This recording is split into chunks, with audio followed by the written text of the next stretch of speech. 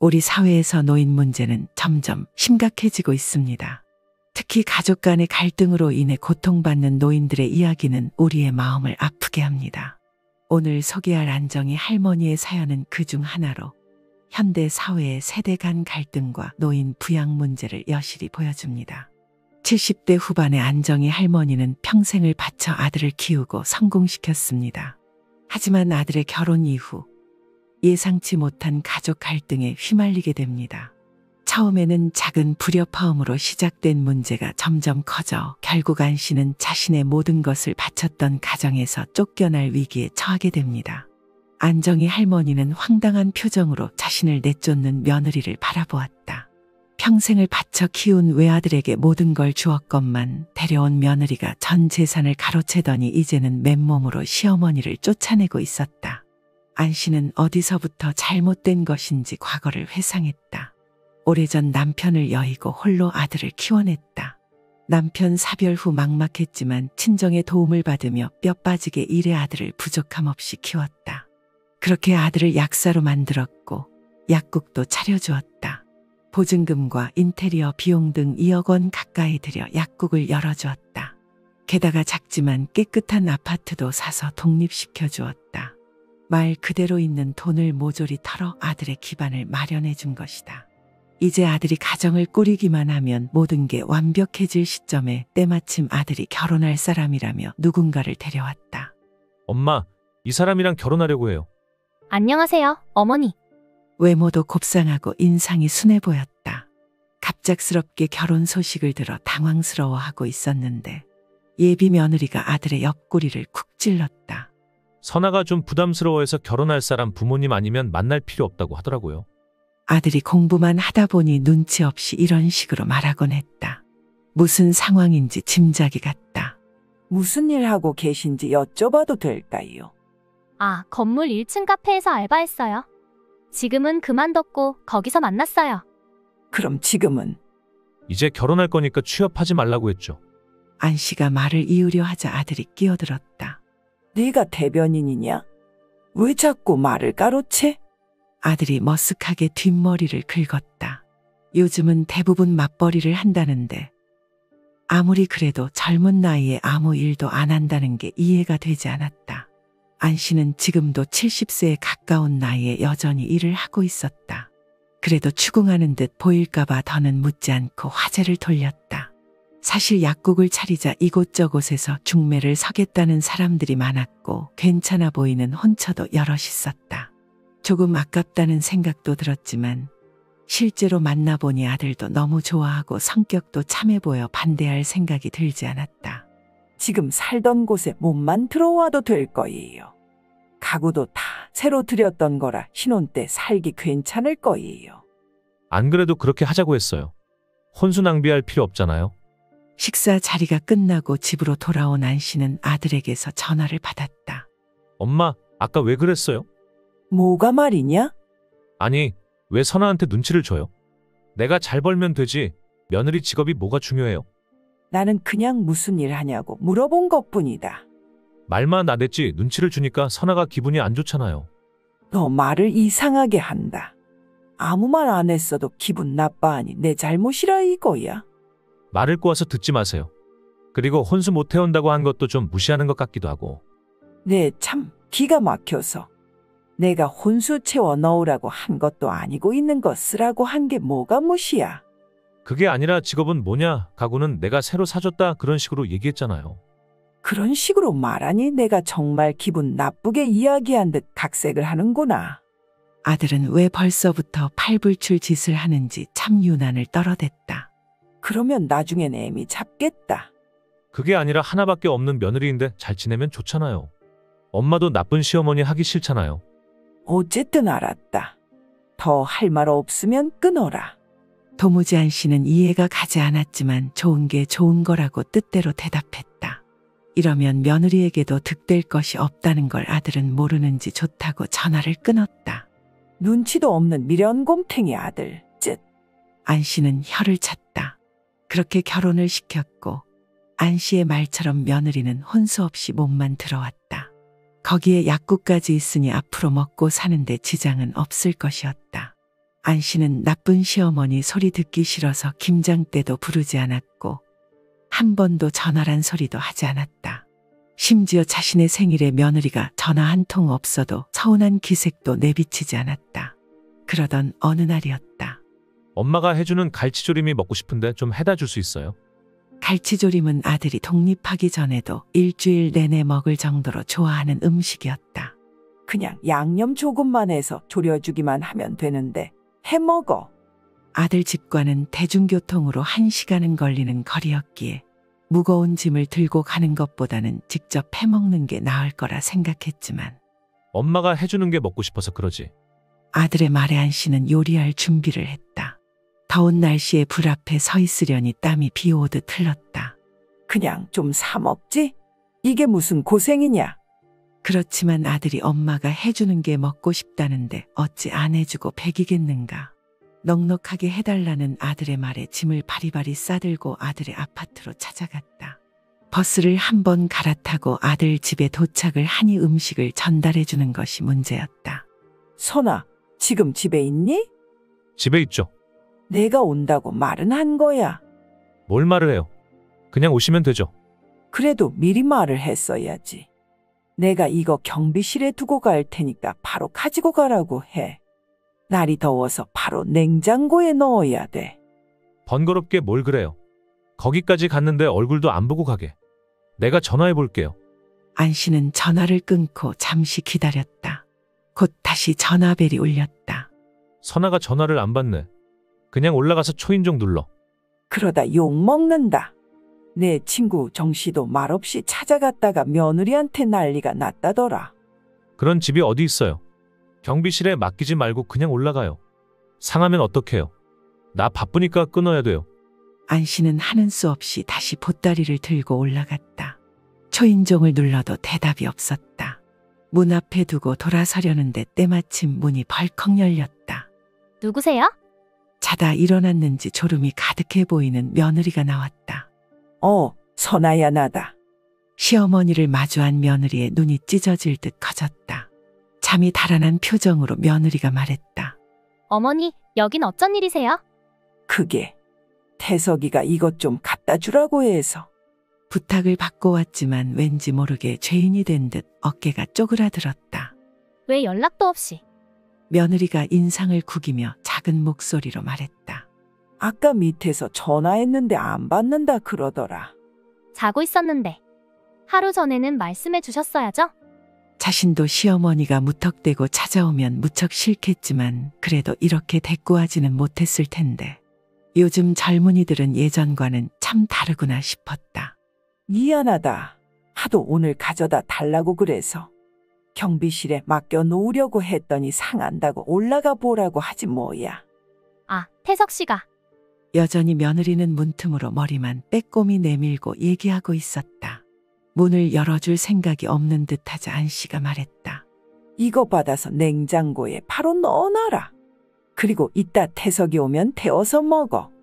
네, 조심히 가세요. 손만 불쑥 튀어나와 반찬통을 가지고 들어갔다. 그리고 문은 찰컥하고 닫혔다. 그 앞에서 안 씨가 눈만 깜빡거리고 있었다. 시어머니를 대문도 안 열어주고 가라고 하는 경우는 듣도 보도 못했다. 들어오라고 했어도 들어가지 않았을 테지만 예의상 한마디도 건네지 않고 문을 쾅 닫아버리는 며느리가 황당했다. 남이 왔어도 이렇게 문전박대하지는 않았을 텐데 이 더운 날 땀을 흘리고 있는 시어머니에게 들어와서 찬물 한 잔 마시라는 말 없이 들어가 버린 며느리. 누군 당일에 찾아온 자신의 잘못이라고 할 수도 있겠지만 그래도 서운한 건 서운한 거였다. 잠시 후 모르고 아들이 전화해서 왜 놀다 가지 그냥 갔어요? 라고 했지만 괜히 부부 사이를 이간질하는 것 같아서 안 씨는 별 말하지 않고 전화를 끊었다. 그렇게 서운함이 희미해질 때쯤 안 씨의 생일이 되었다. 아들은 결혼 전에도 안 씨의 생일을 챙긴 적이 없더니 무슨 바람이 불었는지 오늘 방문하겠다고 전화를 했다. 그래도 생일이라고 며느리랑 찾아온 것이 기특했다. 그래서 과장을 조금 보태어 상다리가 부러질 정도로 상을 차렸다. 그리고 저녁이 되자 아들 부부가 왔다.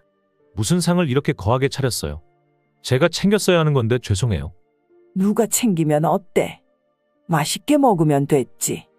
화기애애하게 저녁 식사를 하고 앉아 있는데 아들이 말을 꺼냈다. 엄마, 혼자 살기에 집이 너무 크지 않아요? 남편과 아들, 안씨 셋이서 살던 집이었기에 혼자 살기에는 작지 않은 집이었다. 내가 살고 있는 집 팔아서 상가 하나 분양받아서 약국 차리면 어때요? 우리가 이 집으로 들어오고.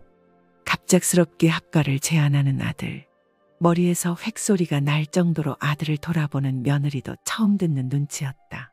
약국 꼭 자꾸 월세를 올려달라고 해서 그냥 상가를 사서 차리면 어떨까 해서. 며느리가 아들의 말을 멈추기 위해서 상 밑으로 아들의 허리를 쿡쿡 찔렀다. 건너편에 앉아있던 안씨에게 다 보일 정도로 다급한 움직임이었다. 며느리의 괜한 기우였다. 안씨도 함께 살 마음은 눈꼽만큼도 없었다. 지금도 노후 자금을 위해서 일하고 있었고 얼마간 모아둔 돈과 이 집이 안씨가 가진 전부였다.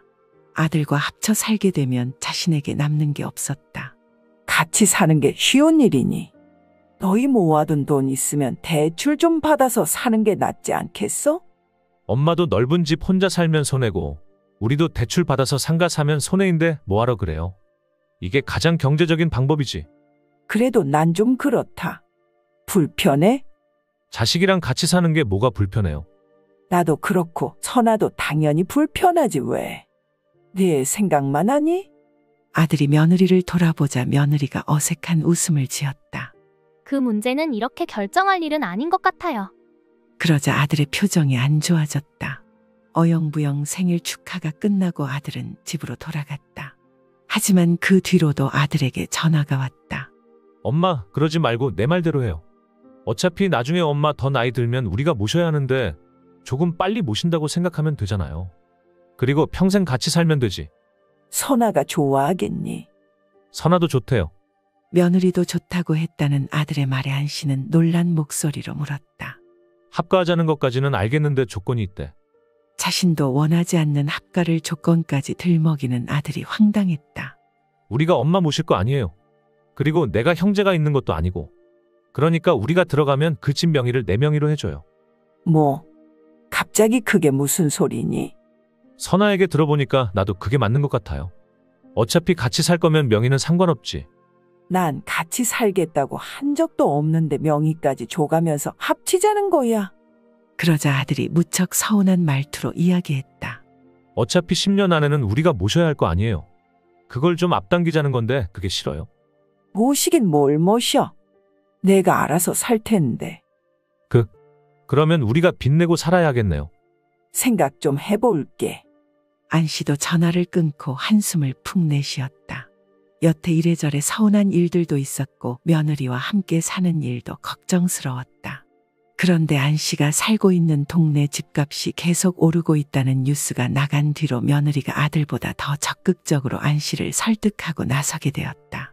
그리고 때마침 며느리의 임신 소식도 전해졌다. 어머니, 임신해서 저 혼자 살림하기도 힘들고요. 아기도 태어나면 어머니가 좀 봐주셔야죠. 어머니도 적적하실 텐데 같이 오순도순 살면 좋지 않을까요? 더 이상 입씨름하기도 지쳤다. 나중에 죽으면 어차피 이 집도 아들 것이 될 텐데 이렇게 싸울 필요가 있나 싶기도 했다. 그래서 결국엔 합가를 하게 되었다. 그래, 우리 손주도 보고 좋지 뭐. 좋게 생각하자. 그러나 따로 살았을 땐 모르던 것들이 보이기 시작했다. 며느리는 제 손으로 할 줄 아는 요리라곤 라면이 전부였다. 대부분 사 먹거나 배달 음식으로 식사를 때웠는데 안씨의 입장에선 안타까울 수밖에 없었다. 맞벌이를 하는 것도 아니고 며느리는 전업주부인데 밥 한 끼를 안 차려 먹으니 말이다. 그래서 차라리 잘 됐다 생각했다. 내 아들 입으로도 들어가고 임산부인 며느리의 입으로 들어가는 음식 신경 써 차려주면 될 일 아니겠어. 그리고 며느리는 요리뿐만이 아니라 집안일에는 통잼병이었다. 며느리가 지나간 자리는 뱀이 허물을 벗듯이 옷가지가 널려 있었고 설거지 한 번 제대로 하는 법이 없었다. 그릇은 깨기 일쑤고 늘 거품이 묻어있어 안씨 눈에는 탐탁지 않았다. 아이고 비켜라. 내가 할 테니. 하다 보니까 점점 모든 일을 안씨가 하게 됐다. 졸지에 팔자에도 없는 시집살이를 하게 된 것이다. 어머니, 저 물 좀 주세요. 몸이 무거워서 못 일어나겠어요. 임신한 며느리는 상전이 따로 없었다. 친정엄마가 없으니 안 씨를 엄마로 생각하겠다는데 정말로 시어머니가 아니라 친정엄마로 생각하는 듯 편해 보였다. 어머니, 아기가 오늘은 칼국수가 먹고 싶대요. 그래, 금방 해줄게. 아직 나오지도 않은 아기 핑계를 대며 이건 먹고 싶다 저건 먹고 싶다 난리도 아니었다. 문제는 안 씨는 여전히 일을 하고 있다는 사실이었다. 아침밥 차리고 점심에 며느리가 먹을 점심 차려놓고 출근한 뒤에 돌아와서는 집안일하고 저녁을 차리고 그러다 보면 하루가 꼬박 지나가 있었다. 젊은 시절에도 이렇게 정신없이 산 적이 없었던 것 같은데 며느리가 시집 본 것이 아니라 자신이 시집 온 듯했다. 며느리 밥 차려줘야 하니 주말에도 친구 모임에 나가보지도 못한 것이 오래였지만 이 정도가 아니었다. 어느 날은 주말 점심에 같이 갈비찜을 먹고 있었다. 어머니, 찜 엄청 맛있네요. 그래, 나도 친정 엄마한테 배운 방법이야. 그래요? 식당보다 맛있어요. 어떻게 만드냐면 알려주려 하자 며느리가 얼버무리며 대답하더니 잘 먹었다고 말하고 방으로 들어가 버렸다. 밥은 다 먹지 않고 들어가기에 이상했는데 저녁에 아들이 퇴근해서 안 씨를 의자에 앉혔다. 엄마, 여기 앉아봐요. 왜 그래? 갑자기. 엄마, 선아한테 집안일 안 한다고 눈치 줬어요. 그게 무슨 말이야? 내가 언제 밥하라고 눈치 줬어? 왜 임신한 사람한테 그래요? 밥이야 못하면 엄마가 하면 되고 그것도 아니면 그냥 사 먹으면 되지. 굳이 그걸 시키려 그래? 도대체 내가 무슨 말을 하는지 모르겠다. 내가 언제 그런 말을 했든. 같이 살기 시작한 초반에 며느리가 한 요리를 몇 번 먹어보았는데 도저히 먹을 수가 없어서 자신이 하기 시작했다. 그리고 임신한 며느리 부려먹는다고 할까봐 시킨 적도 없었다. 그러면 왜 갑자기 요리하는 법을 배우라고 한 거예요? 요리를 배우라는 게 아니라 갈비찜이 맛있다 그래서 어떻게 만드는지 궁금해하는 것 같길래 알려주냐고 물어본 것뿐이야. 안 그래도 임신해서 예민할 텐데 엄마가 좀 조심해줘요. 안 씨는 할 말을 잃었다. 도저히 답답해서 살 수가 없었다. 이렇게 보면 선아도 선하지만 너도 문제야. 어릴 때부터 총명하다고 동네 소문이 자자한 아들이었는데 이런 멍청이가 될 줄은 몰랐어. 혼자 살 때는 자유롭고 좋았다. 가끔 아들과 통화하면 애틋했고 아들을 위한 삶도 분명 존재했다. 그러나 지금은 고생은 고생대로 하고 누구 하나 고마워하는 이도 없고 모든 것은 나쁜 시어머니 탓이 되니 남들은 시집살이 할까봐 시어머니와 살기 싫어한다는데 나는 왜 며느리 눈치 보면서 숨도 제대로 못 쉬고 살아야 하나 싶었다. 원래는 내 입을 꺼 내 먹을 것만 챙기고 그때그때 치우면 크게 손댈 것도 없었던 단출한 살림이 식구가 늘어 집안일도 한없이 늘고 며느리, 아들은 손 하나 까딱하지 않았다. 꼭 어린 아들, 딸을 키우는 엄마가 된 듯했다. 이렇게 아들에게 한 소리 듣는 것도 자잘한 일까지 두 손으로도 다 헤아리지 못할 정도였다. 그뿐인 줄 아나. 집안 살림을 안 씨가 도맡아 하기 때문에 아들로부터 생활비 명목으로 한 달에 100만 원씩 받고 있었는데 그걸 나중에 알았는지 며느리가 노발대발했다. 어쩌면 그럴 수가 있어요? 시어머니는 모시고 살기까지 하는데 한 달에 100만 원씩 드리고 우리 아빠는 용돈 한 번 준 적 없잖아요. 드리려면 똑같이 드려야 하는 거 아닌가요? 식재료 사고 살림살이 유지하는 데 쓰다 보면 한 달에 100만 원은 흔적도 없이 사라진다. 부족하면 부족했지 절대 많은 금액은 아니었고 안 씨는 그 돈으로 아이스크림 하나 혼자 사 먹어본 적도 없었다. 오해가 있는 것 같은데 이건 내 용돈이 아니라 생활비로 받는 거다. 아무리 그래도 이건 저희 친정아빠를 무시하는 거 아닌가요? 도무지 대화가 통하지 않았다. 무슨 생각으로 그런 주장을 부리는지 모르겠는데 공평하지 않다며 서운하다며 울고불고 난리를 치는 것이 아닌가. 이런 얘기는 들어보긴 했어도 나한테 생길 줄은 몰랐어요. 상황이 이렇게 되자 아들은 그냥 화가 달래려고 사돈댁에도 100만 원씩 주겠다며 달랬다. 부부싸움을 하게 될까봐 안 씨가 더 이상 끼어들지는 않았지만 황당한 마음을 감출 수가 없었다. 100만 원을 사돈댁에 들리든 안 들리든 중요한 게 아니라 자신이 받는 100만 원으로 1000원 한 장도 허튼 곳에 쓴 적이 없었는데 억울하기도 했다. 그리고 그런 며느리를 달래고 있는 아들도 모자란 놈 같았다.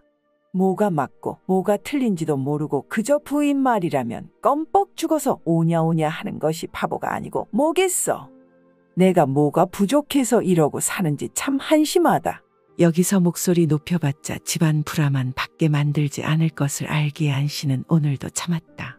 그러다 아이가 태어났고 육아도 안씨의 몫이 됐다. 하던 일도 그만둬야만 했다. 어머니, 새벽에 아기가 울어서 잠을 못 잤어요.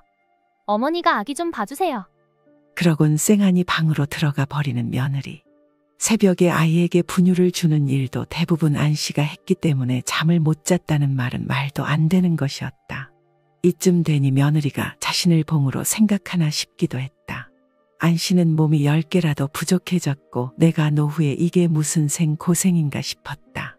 친구들은 꽃놀이 가고 여행 가고 즐기며 살고 있는데 안씨는 시간도 없고 몸도 지쳐 그런 삶은 꿈도 못 꿨다. 그런데도 아들과 며느리는 어디 가면 자신들이 어머니를 모시고 살고 있다고 으스대며 효자효부라는 소리를 듣고 산다.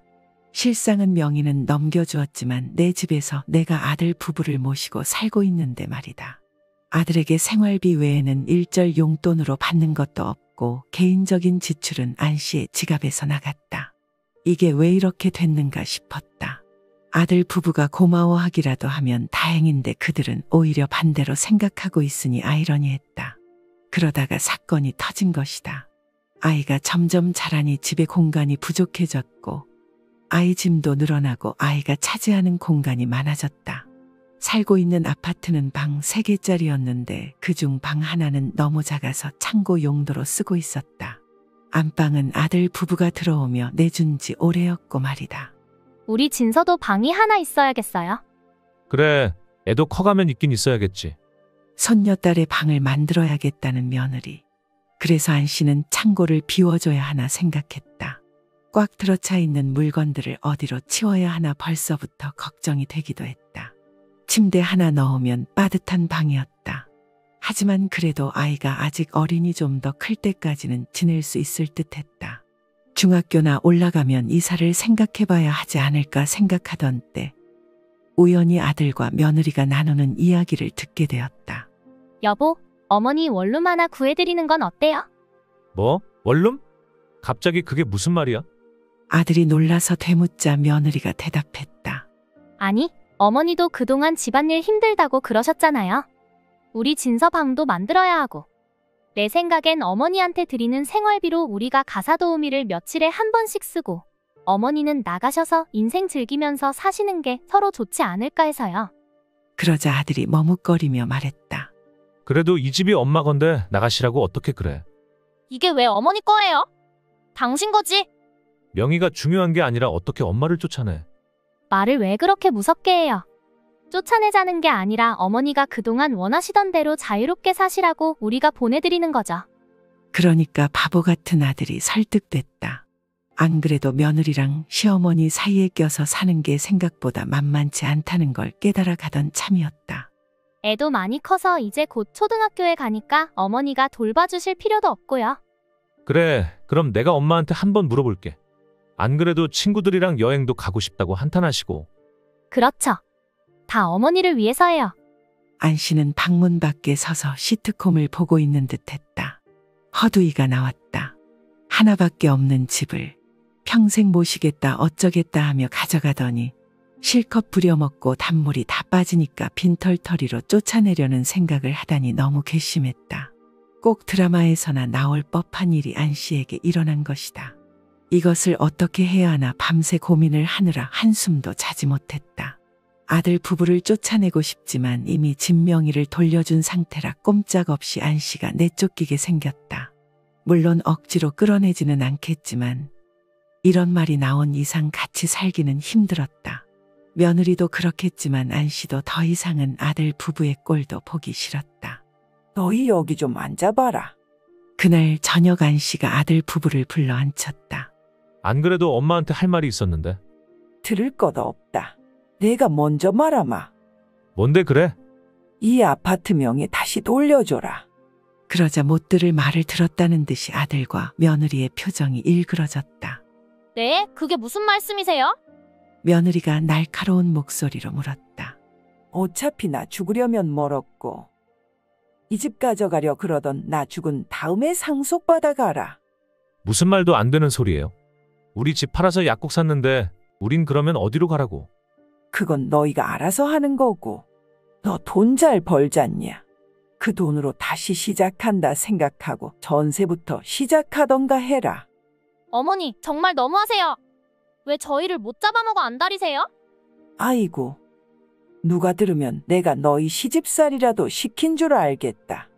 눈물바람인 며느리를 보고 안씨가 차갑게 웃었다.